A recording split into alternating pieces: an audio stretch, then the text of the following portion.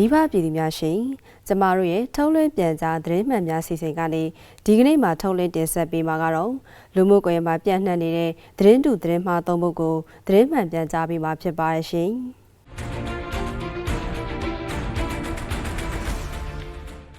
ပထမဆုံးတပုတ်အနေနဲ့မြင်းကြံမြို့နယ်ကန်ဆင့်ကြီးရွာကိုလေကြောင်းမှဘုံကျဲတက်ခိုက်မှုကြောင့်ပြည်သူတအုပ်သေဆုံးပြီးနေအိမ်များမီးလောင်ပျက်စီးခဲ့တယ်လို့သတင်းတူသတင်းမှားများရေးသားဖြန့်ဝေလျက်ရှိတဲ့သတင်းကိုတင်ပြပါမယ်ရှင်။မန္တလေးတိုင်းဒေသကြီးမြင်းကြံမြို့နယ်ကန်ဆင့်ကြီးရွာကိုအခုလ20ရက်နေ့မှာလေကြောင်းမှဘုံကျဲတက်ခိုက်မှုကြောင့်ပြည်သူတအုပ်သေဆုံးပြီးနေအိမ်များမီးလောင်ပျက်စီးခဲ့တယ်လို့တရားမဝင်ပြည်ဖြတ်မီဒီယာများကသတင်းတူသတင်းမှားများရေးသားဖြန့်ဝေလျက်ရှိတာကိုတွေ့ရှိရပါတယ်။အဲ့ဒီသတင်းနဲ့ပတ်သက်ပြီးလုံခြုံရေးတာဝန်ရှိသူတအုပ်ရဲ့ပြောကြားချက်အရ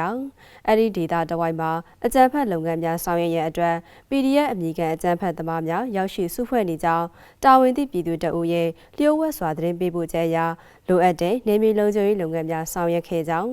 အဲ့လိုဆောင်ရွက်ခဲ့ရမှာအကြမ်းဖက်သမားများထိခိုက်ဒဏ်ရာများဖြင့်ဖယိုဖယဲဆုတ်ခွာထွက်ပြေးခဲ့ပြီးဆုတ်ခွာရလမ်းကြောင်းရှိကျေးရွာများကိုမီးရှို့ဖျက်ဆီးခဲ့ကြောင်း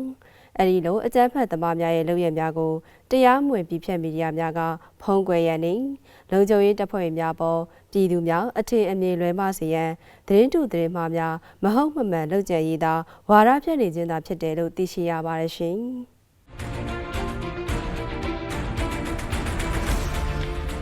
ဆက်လက်ပြီးရေစကြိုမြို့နယ်ရေလဲကျွန်းဒေသ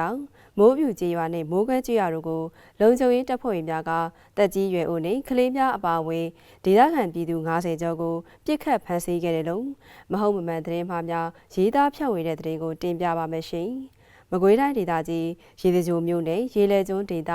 မိုးပြူကျေးရွာနဲ့မိုးကွဲကျေးရွာတို့ကိုအခုလ21ရက်နေ့ကလုံခြုံရေးတပ်ဖွဲ့များကဝင်ရောက်ပြီးတက်ကြီးရွယ်အိုနဲ့ကလေးငယ်များအပါအဝင်ဒေသခံပြည်သူ90ကျော်ကိုပြစ်ခတ်ဖမ်းဆီးခဲ့တယ်လို့တရားမဝင်ပြည်ဖြတ်မီဒီယာများကမဟုတ်မမှန်သတင်းအမှားများရေးသားဖြန့်ဝေလျက်ရှိတာကိုတွေ့ရှိရပါတယ်။အဲ့ဒီသတင်းနဲ့ပတ်သက်ပြီးသက်ဆိုင်ရာမြို့နယ်လုံခြုံရေးတာဝန်ရှိသူတဦးထံဆက်သွယ်မေးမြန်းပြောကြားချက်အရအဲ့ဒီသတင်းမှာမှန်ကန်မှုမရှိကြောင်းလုံခြုံရေးတပ်ဖွဲ့များအနေနဲ့အဲ့ဒီနေရများမှာလိုအပ်တဲ့နယ်မြေလုံခြုံရေးဆောင်ရွက်ခဲ့တော်လဲအေဂျင့်စွာနေထိုင်နေတဲ့ဒေသခံပြည်သူများကိုအကြောင်းမဲ့ဖမ်းဆီးခြင်းမရှိကြောင်းPDF အမည်ခံအကြမ်းဖက်သမားများကသာသူတို့ကိုထောက်ခံအားပေးမှုမရှိတဲ့ဒေသခံပြည်သူများအစိုးရဝန်ထမ်းများနဲ့ရဟန်းတန်ခါများအားခေါင်းစဉ်အမျိုးမျိုးပြပြီးဖမ်းဆီးတပ်ဖြတ်ခြင်း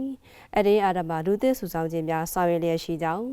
အခုဖြစ်စဉ်ပေါင်းအကြမ်းဖက်အားပေးတရားမဝင်ပြည်ဖြတ်မီဒီယာများမှာအကြမ်းဖက်သမားများရဲ့ရုပ်မာရက်စက်တဲ့လုပ်ရများကိုဖုံးကွယ်ပေးရန်နှင့်နယ်မြေလုံခြုံရေးဆောင်ရွက်နေတဲ့လုံခြုံရေးတပ်ဖွဲ့များပေါ်ပြည်သူများအထင်အမြင်လွဲမှားစေရန်မဟုတ်မမှန်လုပ်ကြံဝါဒဖြန့်နေခြင်းသာဖြစ်တယ်လို့သိရှိရပါတယ်ရှင်။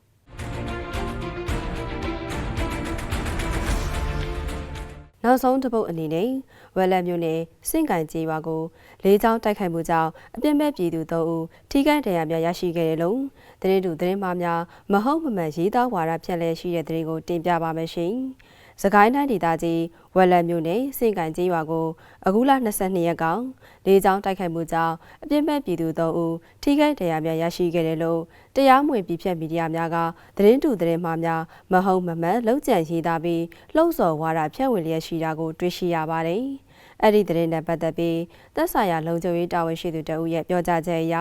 စင်ကိုင်ကျေးရွာကိုလေကြောင်းတိုက်ခိုက်မှုကြောင့်ပြင်းပပြည်သူများထိခိုက်ဒဏ်ရာရရှိခဲ့တဲ့သတင်းမှာမှန်ကန်မှုမရှိကြောင်း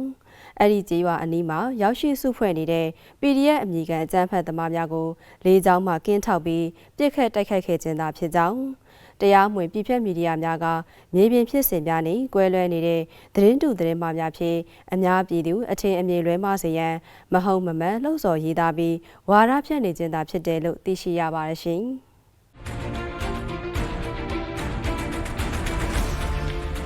မိဘပြည်သူများရှင်နိုင်ငံတော်အစိုးရနဲ့တပ်မတော်အပါအဝင်လုံခြုံရေးတပ်ဖွဲ့များကနိုင်ငံတော်တည်ငြိမ်အေးချမ်းရေးနဲ့တရားဥပဒေစိုးမိုးရေးလုပ်ငန်းများဆောင်ရွက်နေမှုအပေါ်တရားမဝင်ပြည်ဖြတ်မီဒီယာများနဲ့အကြမ်းဖက်အားပေးထောက်ခံသူများကလူမှုကွန်ရက်ပေါ်မှာသတင်းတူသတင်းမှားများကိုရွေချက်ရှိရှိလှုံ့ဆော်ရေးသားဖြန့်ဝေနေတာကိုမိဘပြည်သူများသိရှိစေဖို့အတွက်သတင်းမှန်များကိုတင်ဆက်လိုက်ရပါတယ်ရှင်။